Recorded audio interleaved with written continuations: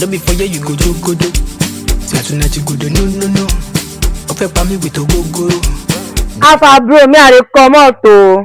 Wait you know if you go now. Okay. Nothing there for us, so we know sure. You know how to go take do yourself, but me I no get that. I dey go my car back. Now do yourself. I no get that. Concern you how now? You don't say I don't get work for her now. Oh now, and you don't say nothing there for us, so we go shop. Continue. You wicked though. I say make my billion projects come land for my hand. I go first tarnish your name for my family. You are a very wicked human being. How far now? My debtor. You call me debtor. Okay. Everything. I mean, come give me some food stuff ASAP. She get. Give me rice. Okay. Oil. Maggi. Tomato. And thyme. Okay, they come. Wait. Where money? Where money first? See, get work where they do now. Okay. Without working, by evening I go finish. So by before 6, your money go land. So you go drop your account ASAP. You get. Okay. Don't worry, that format no cash me for this time around. You want me 10,200 naira, but that 200 naira I don't dash you. Where my 10,000 naira? You don't give me. Now you want on my career down. You this boy. Since 2026, you don't get glory. No, I don't. The job don't take my hand. Hey, shut up. But I need energy to survive the job. To live in it. I beg, just give me the rice now. Okay, no worry. I no go sell it by this time around. Okay? Okay. Where my money? If you no give me that, wait. If you no go like this, I go call my junior. Let them go. Abba, give me that cutlass for there. You're supposed to be like that too. Idiot, debtors. I go get this money, oh. I go come for all the way from Wari. You, these Yoruba people, won't go scam me for here. Fuck you. Fuck your father. Fuck your father. No worry. Bro.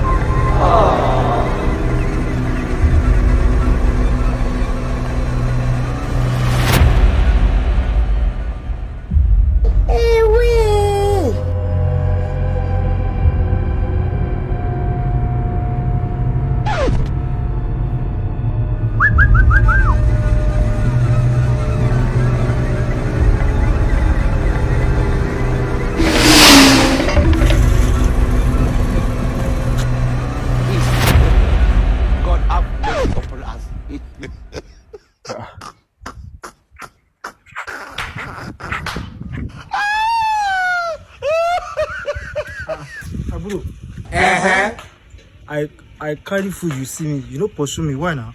Torí kíni oúnjẹ tájà mi jẹ kò lè gbé. God have mercy.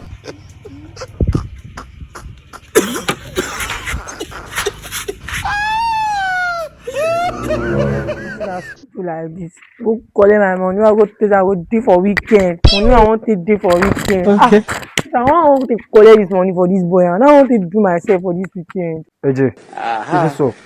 Bro, waiting. I just they know we solve my problem. What they do me now? Okay. What did they do this one where they talk to? You think they want to rate me for this house? And I think they pay me for you. Tell me what do you? Bro, no be this time. Now one skido. Now skido go collect my 50 bay. 50 bay. I swear, Ajay. Okay. You wicked oh.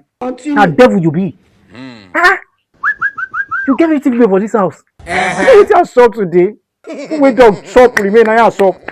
You be now the fact there's about if you join the money. This kind of devil you be. Bro, I don't know so you dey wicked like this. I swear. But the money long. AJ. Man, you say I go help you face that demon. Collect that money. How much you give me? As stay say be my head, my blood. I fit still give like 2.5. May just use an whole body. 2.5. Ajay. I say if you devil, abi. I say we this guy woman. But no worry. See, now me want go face demon. She gets. I will put you on condition. We will collect. We will do it like this. 30-20. I will take 30, go take 20. Shit me now, make go. Alpha bro, I will give like 15 babe. You know we collect 15 babe. May you no worry. 15 B. 15 B, abi. Where is your demon, D? So go for the akaba for that side now. Okay. You go there. Swear. Oh, go Dioro.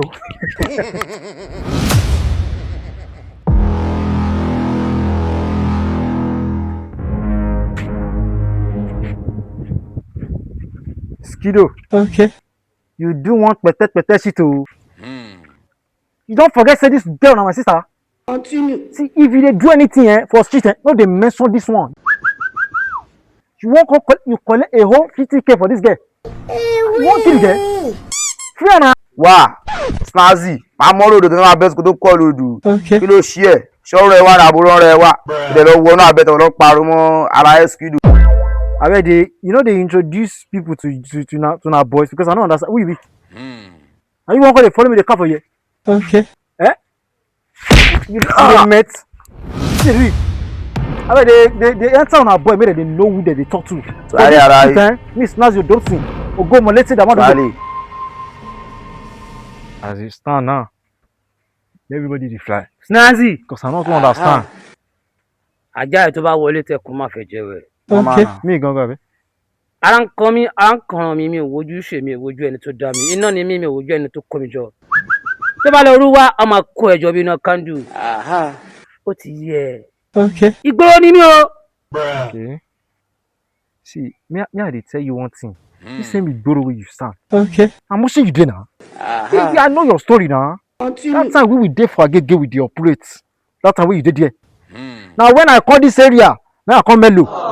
Even this area wey we dey talk, you meet me for here now. Oṣòdì lọ̀gá wà. Tó bá dóṣòdì tó ọ̀bà àrí mọ́tò Sango Àgbàdo òjò ààyè kí mọ nǹkan tó fà á. Okay. Ìwọ gbé ẹni tó máa bẹ kọ̀yàwó àbí. Wàá tó kó lálákùkọ. Ìyá ẹ̀ mo ti sọ. Ìyá ẹ̀ mo ti sọ. O lè ṣe fẹ́ inú ẹ̀ báyìí kí ní yàrá tó fẹ́ dá. You wan dey enter me abi? Ṣé tó wù ẹ́? E sọ for you o. Kò lọ fún àbẹ́bí. You no fit chop one o. Ajé èmi. Èmi Skido. Skido. I dey want you o. You want yourself.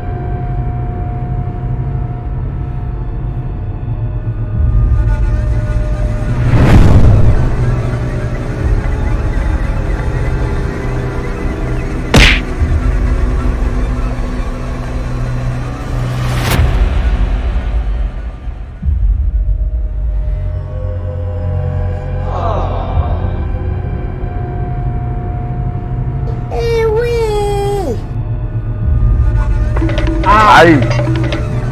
Èyí jẹun tó dáa. Ọlọ́run. Ta ló ń pátá kọ́yàn? Okay. Rally. Ẹni tó yẹ kó máa kọ́ lé tó tún kọ́yàn. Rally Skido. Tó bá dojú àlá, a máa yíra. Mama. Ẹ palẹ̀ wòlé mọ́kẹ́ lọ sí wèrè dànù.